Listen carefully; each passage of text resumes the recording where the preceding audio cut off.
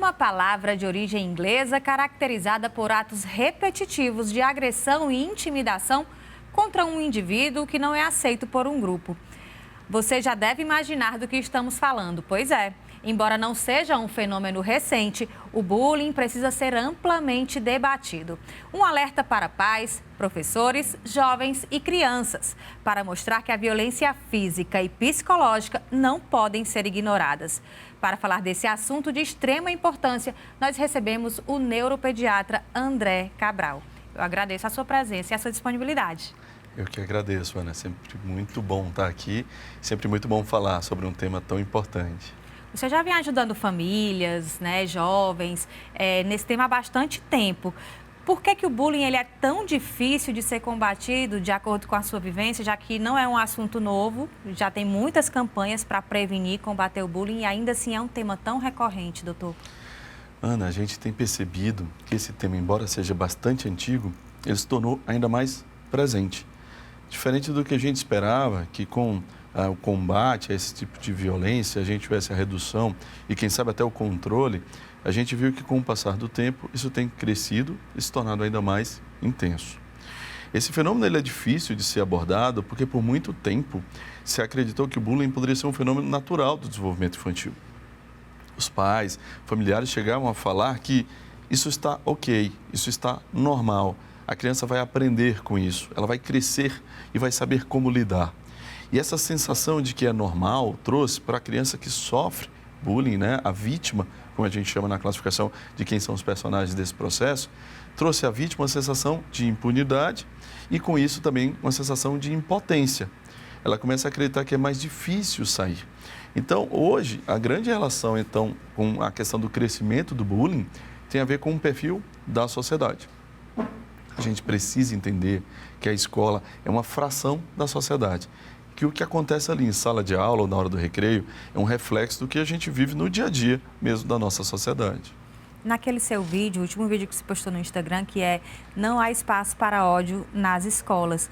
E lá, posso chamar você, né? Por favor. Você explicava que o agressor, a pessoa que comete o bullying, ela se acha superior. Isso também vem de uma educação de dentro de casa. É importante que os pais ensinem sobre essa questão de igualdade, de direitos, de convivência também. Essa fala é muito boa, porque eu acho que chega da gente romantizar o que é essa relação do bullying, ou da gente relativizar e achar que isso é um processo natural e normal do desenvolvimento.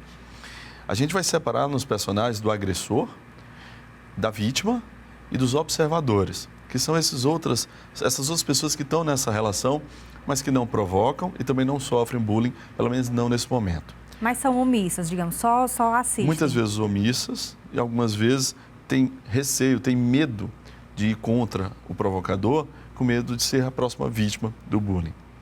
Então, o agressor, e a gente deve chamar de o agressor, porque eu acho que aí você coloca o peso sobre algo que é realmente muito pesado, ele é uma criança ou um jovem, ou mesmo um adulto, que tem muitas questões que precisam ser estudadas, trabalhadas e acompanhadas. Eles têm esse perfil, algumas vezes, por uma própria questão de personalidade. E traços de uma personalidade antissocial ou de um comportamento mais agressivo, às vezes narcisista, às vezes ao contrário, às vezes muito inseguro, fez com que ele tentasse ter essa relação de poder sobre alguém que ele julga inferior por uma questão física, por uma questão financeira ou por qualquer outra questão que ele julga ser diferente. O agressor, muitas vezes, é fruto de uma relação, de uma dinâmica familiar difícil, de irmãos hostis, o relacionamento com pais também hostis, de pais que tiveram dificuldade de estabelecer limites e regras para que pudesse modular aquela dificuldade em controlar suas emoções, aquelas do filho. Então, um garoto que ainda muito pequeno tinha severas dificuldades emocionais, mas que não recebeu o apoio que precisava, pode crescer e ser um provocador de bullying. Uma tecla que a gente bate muito e muito forte é parar de acreditar que o agressor é um ser popular e que é isso que fere o que sofre. Não, não é normal e natural essa ferida aberta por uma pessoa, por um jovem, por uma criança, muito menos. Ele precisa ser visto e avaliado por uma equipe profissional que vai identificar É uma questão própria dele, genética, de personalidade? É algo do ambiente que assim o formou? E que modificações a gente vai fazer para que isso não traga severas complicações na vida futura daquela criança? Problemas sociais, problemas nos relacionamentos, né? Um quadro de agressividade ainda mais importante. Tudo isso está fortemente envolvido com o papel do agressor. O que a gente viu também é que existe uma forte relação com baixo rendimento acadêmico. É fácil identificar o agressor dentre aqueles que têm as menores notas da sala de aula. Então, a gente precisa entender, como sociedade, de que o agressor não é a figura popular a ser seguida. Ele não é o alvo que a gente deseja ser.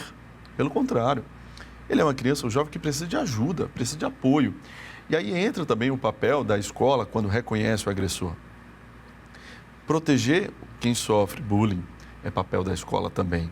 Levar para a família essa complicação de que acontece ali na hora do recreio é importante, mas não esquecer do agressor. Chamar a família, falar do que acontece, pedir para que ela leve para uma avaliação médica, para que possa entender o que acontece com aquele garoto, é também uma obrigação de quem está ali assistindo.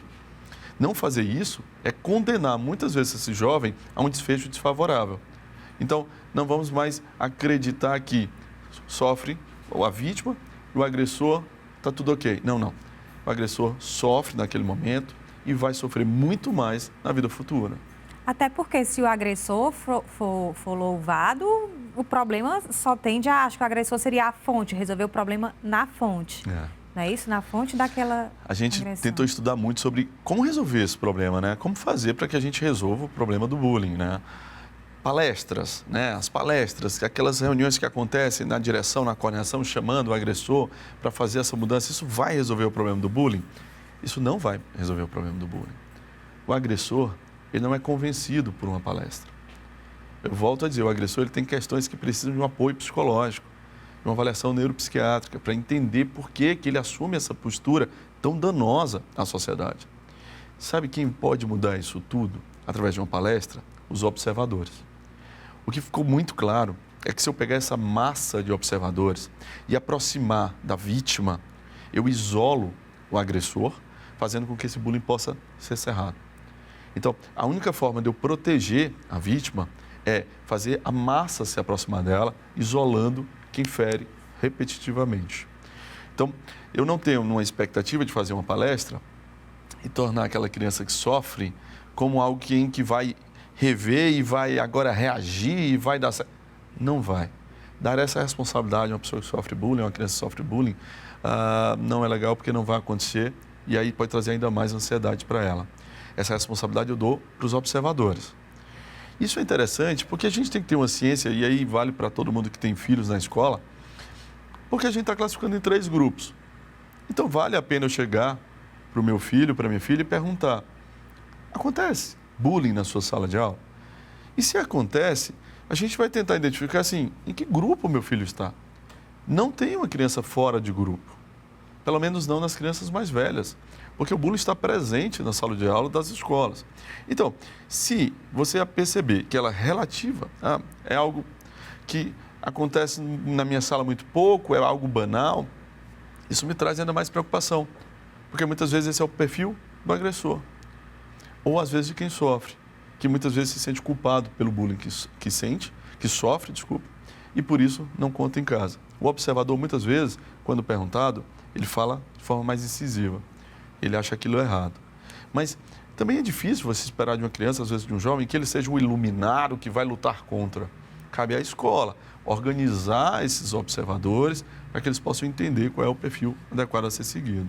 Até porque o agressor, ele quer ser popular, ele quer ser seguido, ele quer ser admirado, quer que as pessoas até sintam medo dele em algum momento e não queiram atacar ou fazer qualquer coisa para, como você falou antes, as outras pessoas, os observadores, ficam com receio, ficam com medo.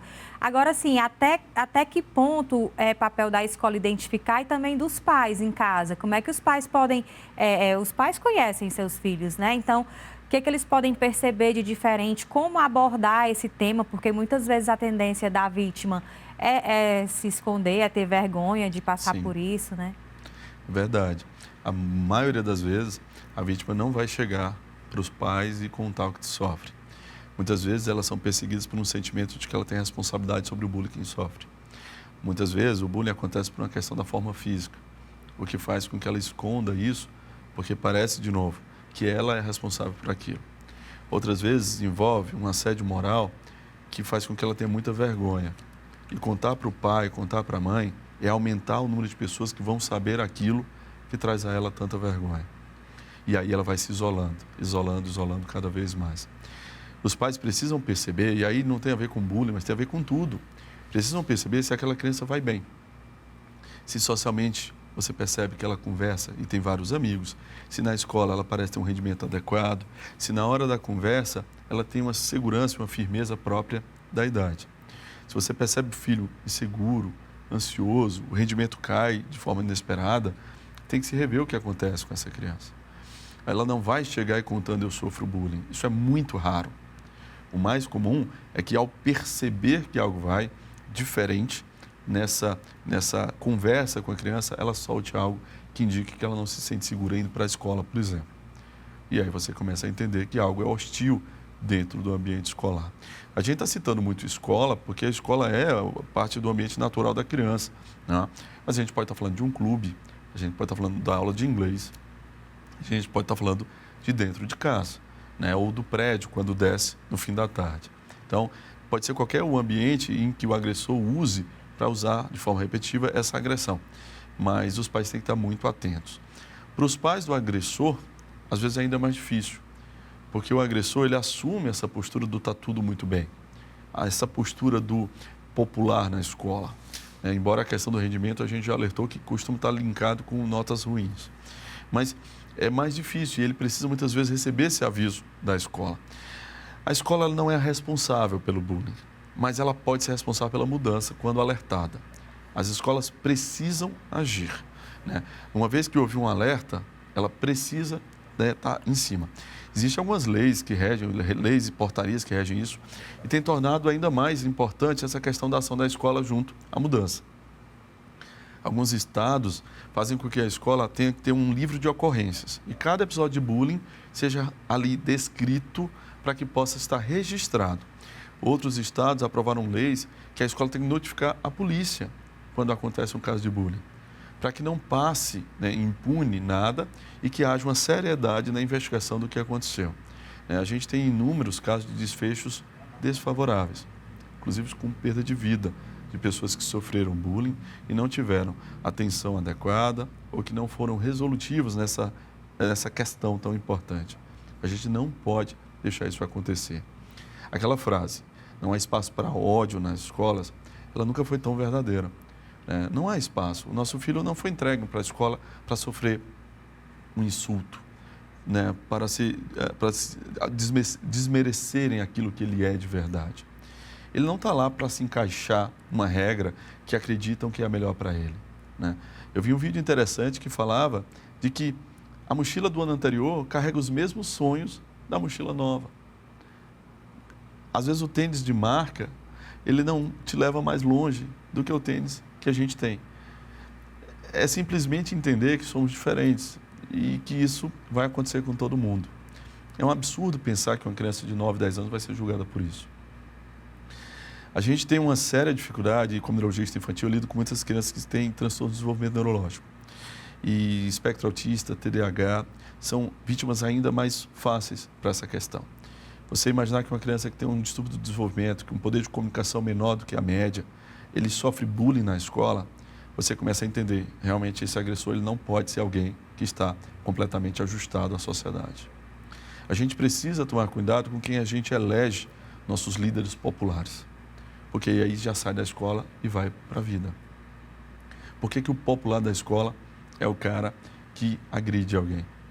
Por que a gente vai ter como alguém muito bom, muito em destaque, alguém que não prega o bem?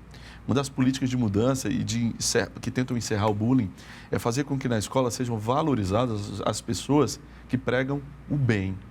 E a escola tem que valorizar isso mais. Quem é o popular da escola?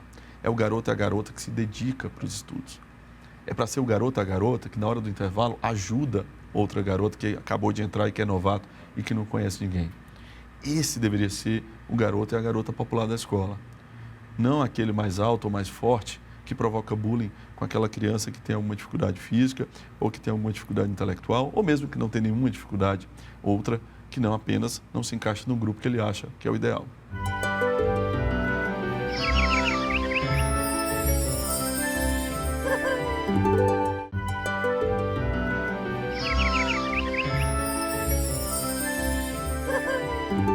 Falando dessa questão do autismo, do TDAH, do déficit de atenção, a inclusão nas escolas também trabalha muito isso, né?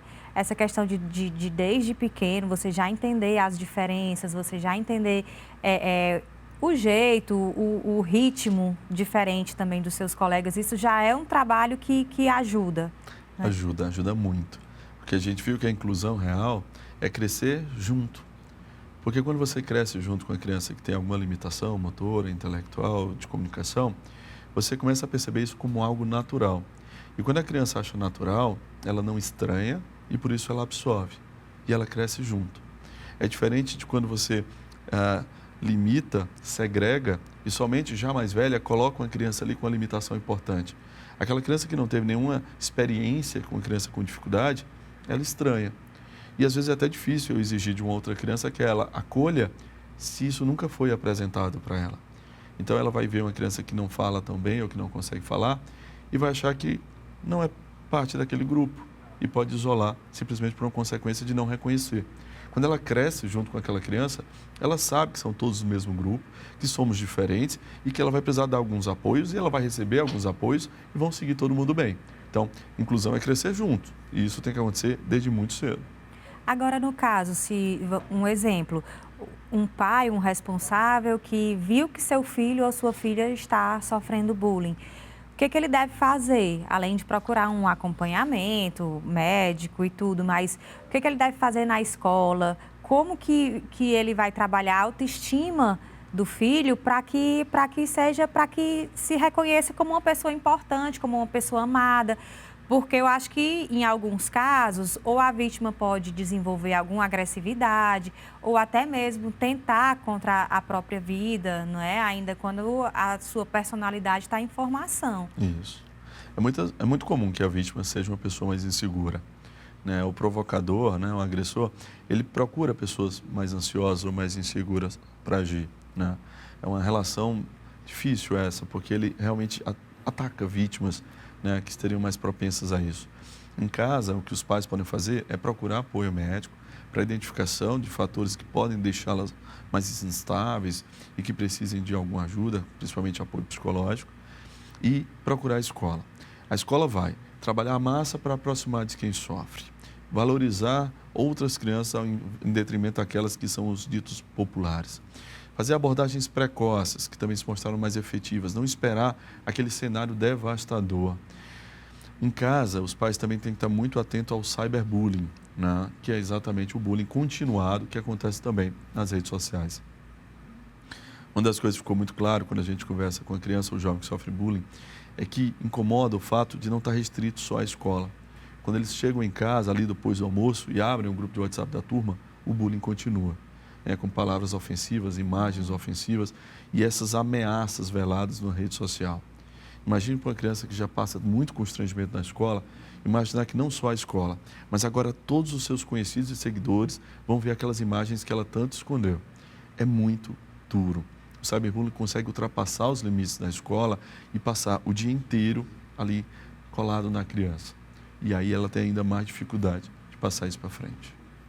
É bem assustador mesmo, né? Se a gente parar para pensar, para uma criança entender isso tudo, o quanto é importante a gente trabalhar para prevenir esse tipo de situação, né? Agora, os pais, eles devem ir na escola porque tem uma idade, um período que o filho ele não quer muito ser protegido pelos pais.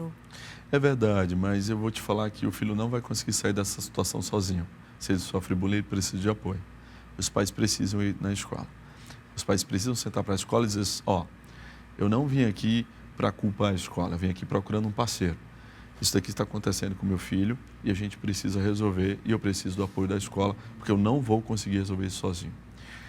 É muito duro, sabe? E assim, sempre que eu vou falar sobre o tema, Uma das coisas que eu já vi, porque existe, como eu falei, uma idealização de uma relação comum. Se você pegar o próprio histórico, né, de como eram os filmes de Sessão da Tarde, você vai lembrar do popular zombando aqueles cara mais estudioso, né, que era o nerd, e aquela relação, ela passou a ser comum, né, para o jovem, porque você assiste aquilo e você acha isso adequado. Isso não cabe mais. Hoje o mundo é de quem se dedica, de quem faz boas ações, de quem promove algo mais sustentável, de quem acredita que não está no material ou na questão física o que vai torná-lo melhor do que outro. Então não dá para a gente tolerar essa questão.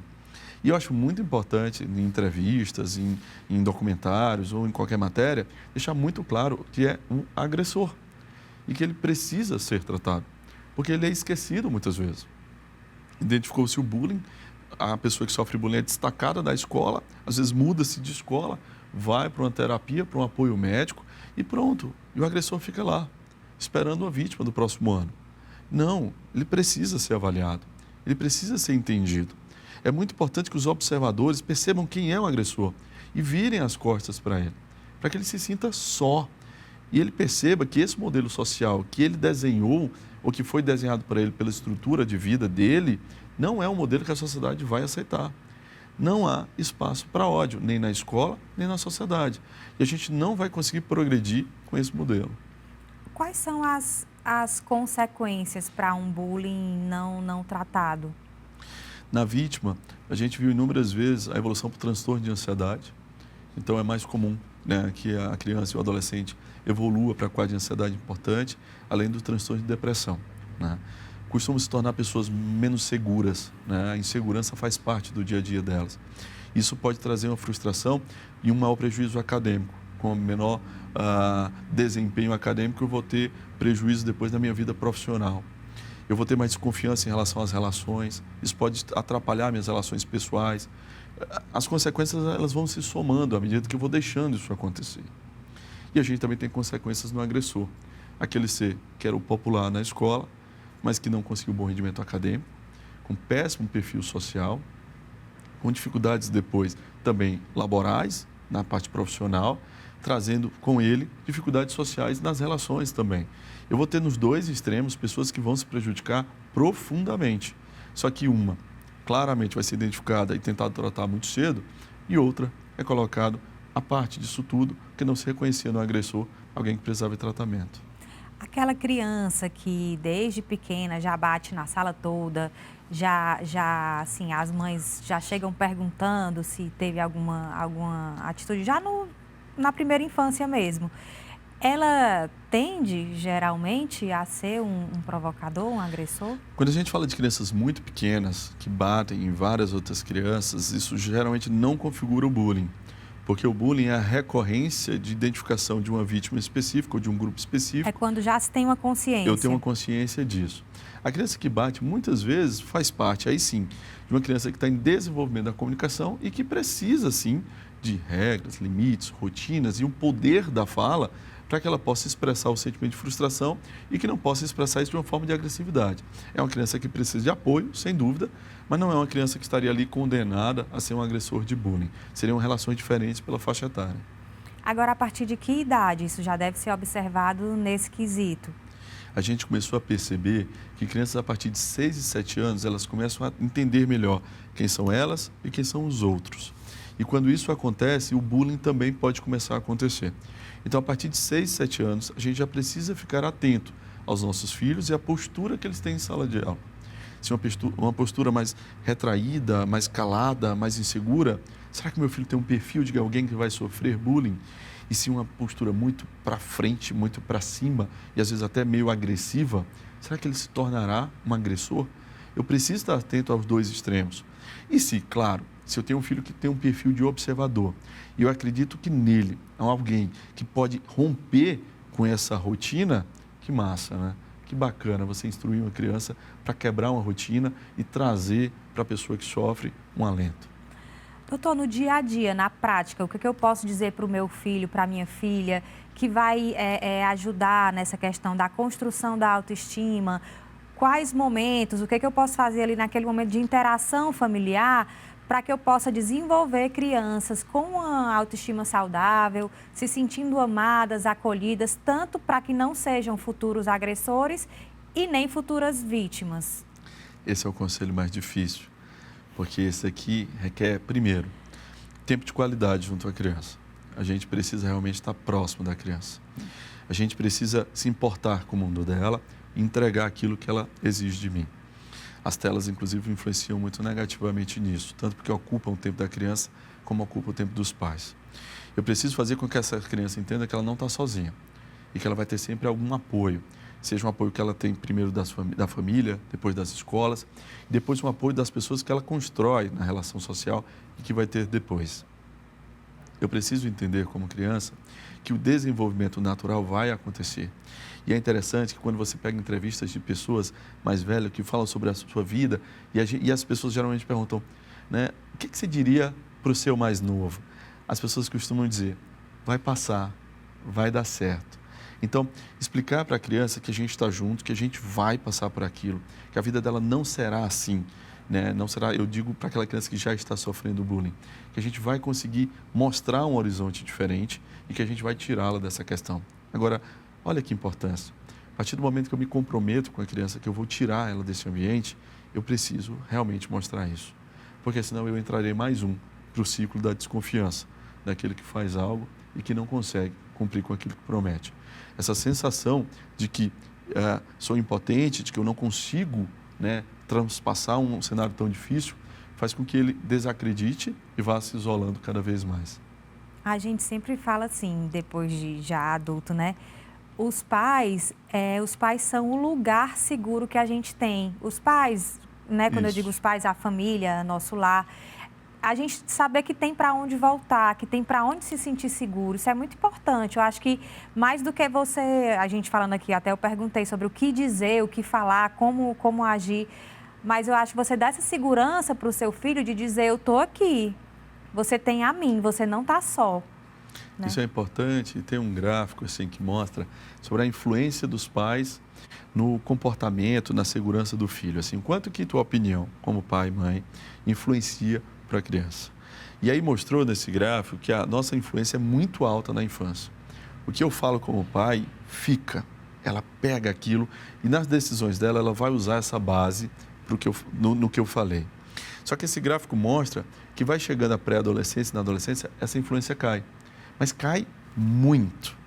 E a influência do meio externo, o ambiente, os amigos, a internet, ela cresce assustadoramente. Se você pega um jovem de 15, 16 anos e ele vai sair para uma festa e o pai diz, não vá, que lá não é um ambiente legal para você. A chance dele ouvir mais os amigos e a internet é 80%, assim, vai 80% para a internet e 20% para os pais. Então, a gente se vê em apuros. O que eu faço, então, com esse jovem? O que você falou lá atrás, quando a tua opinião era 80% do que valia para ele, vai fazer diferença. O que a gente precisa hoje entender é que o tempo de qualidade tem que ser gasto na infância. E a adolescência vai ser um modelar, um lustrar aquela joia que a gente fez lá atrás. Não adianta eu agora, meu filho já grande, acreditar que pronto, agora eu vou dedicar, porque agora eu consigo conversar com ele, agora ele vai me contar o que acontece na escola. Não. Era lá atrás. Claro que sempre há tempo e a gente sempre deve tentar mudar. Mas se eu puder te falar e dar um conselho, começa cedo. Quando você ainda acredita que ele nem entende. Ali você mostra, através da conversa e muito através da postura, o que é que você acha que é o adequado para que ele haja na sociedade dele. Doutor, infelizmente o nosso tempo está acabando, eu tinha muito mais assunto, espero recebê-lo mais vezes, porque já tem uma lista de temas aqui para a gente debater. Muito obrigada pela sua presença e volte sempre. Eu que agradeço, Ana, estarei disposto para próximas conversas aqui com vocês. Tá bom, e eu espero por você no nosso próximo encontro. Até lá!